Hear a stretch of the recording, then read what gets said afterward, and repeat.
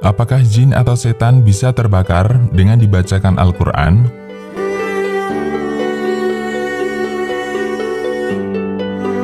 Pertanyaan: apakah benar bahwa jika seseorang kesurupan jin lalu dibacakan Al-Quran kepadanya, lalu jin di dalam tubuhnya akan mati terbakar? Bukankah di surat Al-Jin disebutkan bahwa jin bisa mendengar Al-Quran?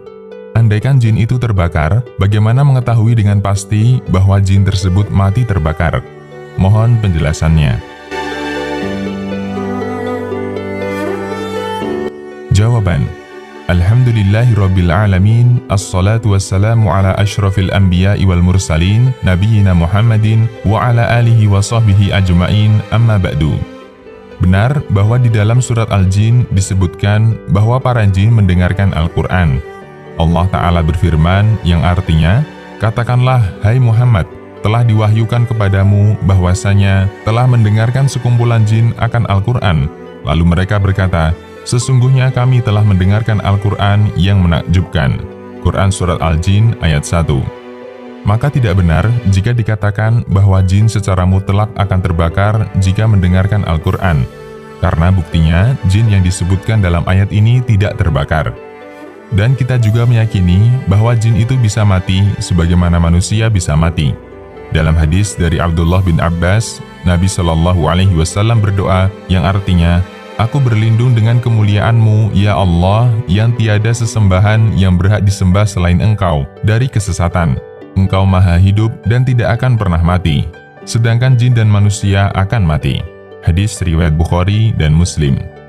Namun, tentang mengobati kesurupan jin dengan dibacakan Al-Quran, kemudian diklaim bahwa jinnya terbakar karena bacaan Al-Quran tersebut, ini adalah kesimpulan atau pendapat sebagian ulama.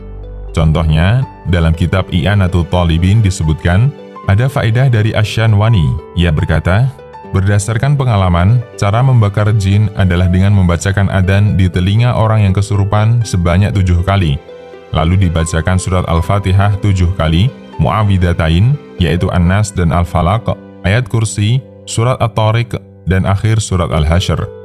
Namun perkara terbakarnya jin ini adalah perkara gaib, yang pada dasarnya semua perkara gaib hanya bisa diketahui oleh dalil. Andaikan ada jin yang mengatakan ia terbakar atau temannya terbakar pun, ini kabar yang tidak bisa dipastikan kebenarannya.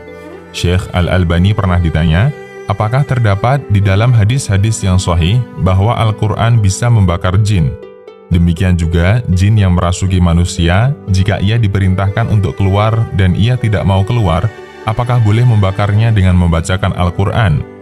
Beliau menjawab, saya tidak mengetahui sama sekali dari hadis-hadis Nabi bahwa membacakan Al-Quran bisa membakar jin yang merasuki seorang manusia.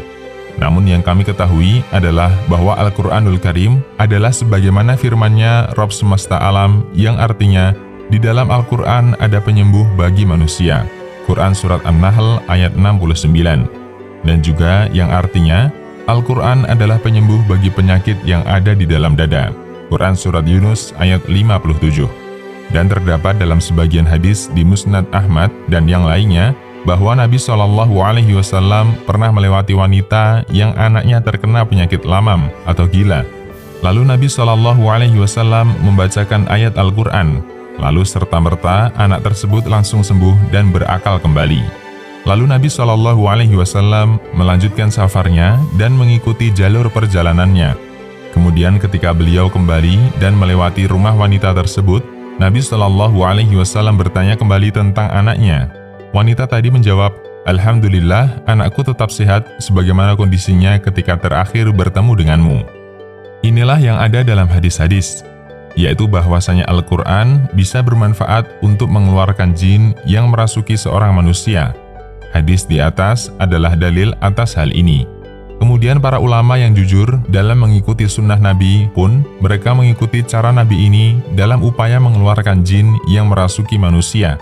Di antara pemimpin para ulama tersebut adalah Syekhul Islam Ibnu Taimiyah rahimahullah.